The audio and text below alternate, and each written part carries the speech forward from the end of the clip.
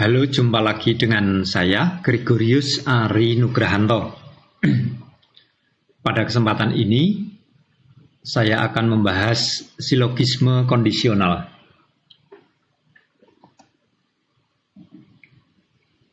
Kita lihat dulu secara umum, untuk pembagian silogisme.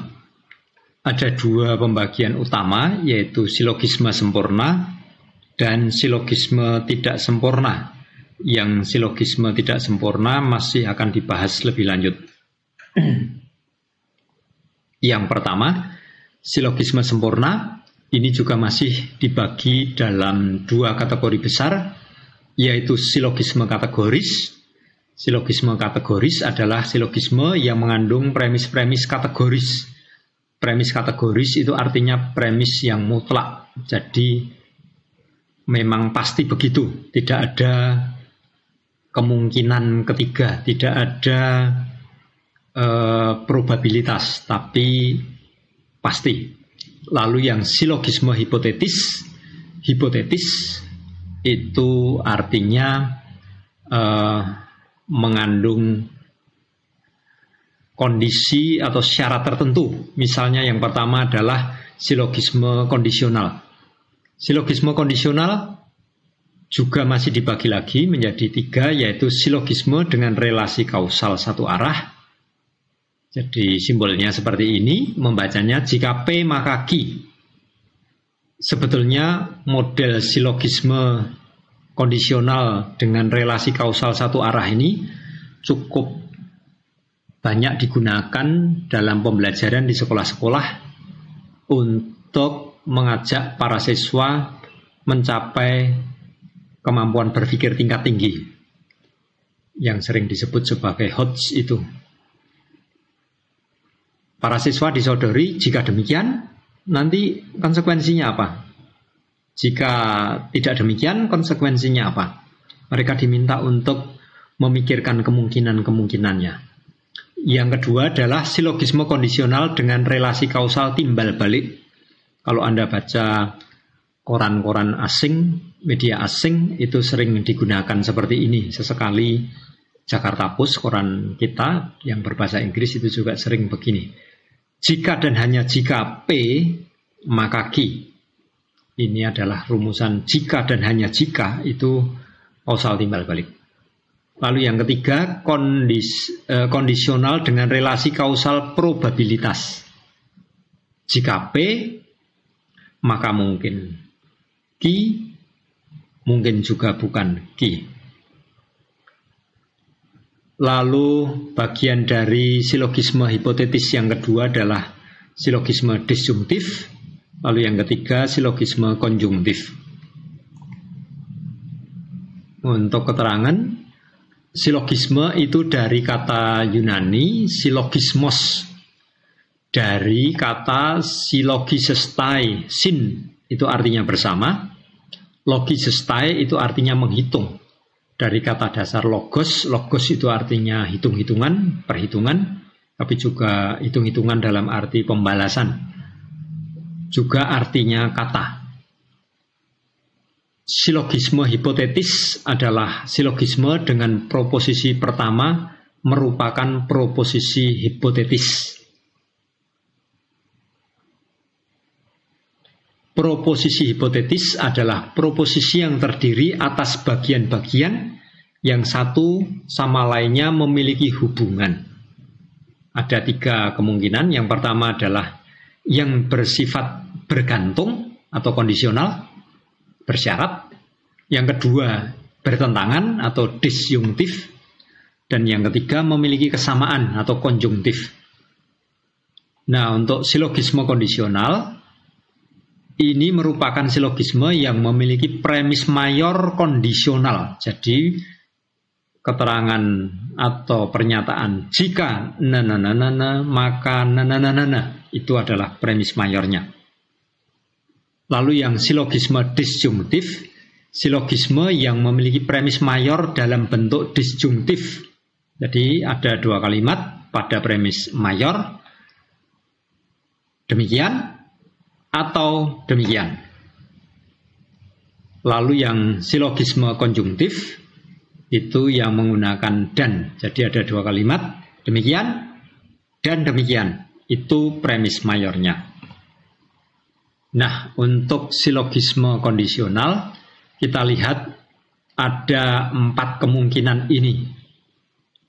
Untuk teknik yang pertama disebut modus ponens, yang kedua modus tollens, yang ketiga afirmasi konsekuen, yang keempat penolakan anteseden. Pernyataan pada premis mayor untuk silogisme kondisional adalah jika P maka Q. Bagian jika P ini disebut sebagai anteseden. Ante itu artinya sebelum cedere itu berjalan. Jadi anteseden ini yang bagian di depan ini. Yang maka Q ini adalah konsekuens. Konsekuens itu dari kon bersama-sama, seguire artinya mengikuti. Jadi ini maka Q ini adalah konsekuensnya. Nah, ini premis mayor. Lalu premis minornya ada 4 kemungkinan premis minor. Yang pertama adalah ternyata P berarti mengafirmasi yang antecedents. Kesimpulannya adalah Q. Nah, untuk validitas logisnya ini betul. Ini disebut sebagai modus ponens. Nanti masih akan kita bicarakan. Yang kedua, modus tollens. Premis mayornya sama. Jika P maka Q. Premis minornya bukan Q. Jadi, yang bagian konsekuens itu disangkal. Kesimpulannya adalah bukan P. Maka tentu saja bukan yang ada di antecedents. Ini betul untuk modus tollens. Jadi dari 4 kemungkinan itu yang kesimpulannya pasti dan valid itu ada 2 ini. Lalu untuk 2 yang berikutnya perlu hati-hati. Untuk afirmasi konsekuens, jika P maka Q, jadi yang diafirmasi adalah konsekuensnya. Ternyata Q. Kalau ditarik kesimpulan, maka P ini salah. Ini yang disebut sebagai fallacy atau sesat dalam berpikir. Lalu kemungkinan yang keempat adalah penolakan antecedents. Jadi bagian ini disangkal. Ternyata bukan P. Kalau ditarik kesimpulan, maka bukan Q, itu salah. Itu yang disebut sesat pikir atau fallacy. Jadi untuk kemungkinan yang ketiga dan keempat perlu hati-hati. Kita lihat hanya 2 modus ini yang valid, yaitu modus ponens yang atas ini MP, lengkapnya itu modus ponendo ponens dari kata Latin ponere, artinya meletakkan. Jika antecedent diafirmasi, maka konsekuen juga diafirmasi. Jadi jika P maka Q. Kalau antecedent diafirmasi ternyata P, maka konsekuensinya juga diafirmasi, maka Q. Yang modus kedua, modus tollens atau MT, dari kata Latin togliere artinya memotong atau menyingkirkan. Jika konsekuens ditolak, antecedents juga ditolak. Jadi bagian ini adalah antecedent yang ditolak, bukan Q. Kesimpulannya, maka juga bukan P. Ini betul. Syaratnya tentu saja pernyataan pada antecedent dan konsekuen harus benar. Kita lihat langsung pada contoh untuk silogisme kondisional. Premis mayornya adalah jika hujan turun maka jalan-jalan basah. Ada 4 kemungkinan seperti tadi. Yang pertama, ternyata hujan turun. Kesimpulannya, maka jalan-jalan basah. Ini jelas. Ternyata P, maka Q. Lalu yang kedua, premis minornya. Ternyata jalan-jalan tidak basah. Kesimpulannya, maka hujan tidak turun. Jadi ternyata bukan Q, maka kesimpulannya bukan P. Ini benar untuk yang pertama dan kedua, kesimpulannya eksak. Untuk yang ketiga dan keempat, kesimpulannya hanya merupakan probabilitas, tidak bisa eksak. Kalau disimpulkan dengan pasti, maka kesimpulan pasti tersebut pasti salah. Yang ketiga, ternyata hujan tidak turun. Kesimpulannya, belum tentu jalan-jalan tidak basah. Jadi tidak diulang, tidak. Bisa jadi jalan-jalan basah karena banjir. Lalu yang keempat, ternyata jalan-jalan basah. Kesimpulannya, maka belum tentu hujan turun. Bisa jadi jalan-jalan basah karena banjir atau yang lain. Maka di sini bisa dilihat rumusnya seperti tadi. Bagian ini adalah bagian latihan, silahkan berlatih sendiri. Ini adalah premis mayor. Lalu Anda diminta untuk memetakan 4 kemungkinan premis minornya seperti apa. Lalu silahkan menarik kesimpulan. Jadi bisa dilihat contohnya di sini, lalu Anda tinggal menyusun 4 kemungkinan premis minor dan kesimpulannya. Demikian juga yang di sini, jika Anik lulus ujian, maka Anik berlibur ke Bali. Nah, kita bersama-sama kerjakan yang latihan ketiga. Premis mayornya, jika mobil bisa jalan, maka tangki mobil terisi bensin.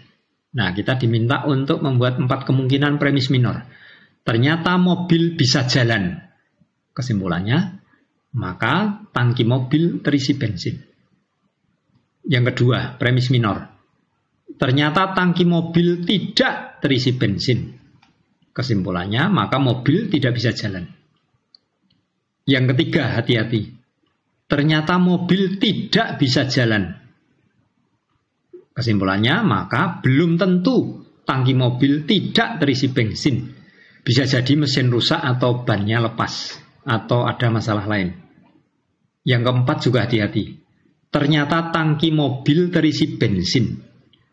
Maka kesimpulannya, maka belum tentu mobil bisa jalan. Bisa jadi mesin rusak atau ban kempes atau ada masalah yang lain. Itu latihan yang ketiga. Latihan keempat silahkan dikerjakan sendiri. Terima kasih atas waktu yang diberikan. Sampai jumpa lagi di lain kesempatan.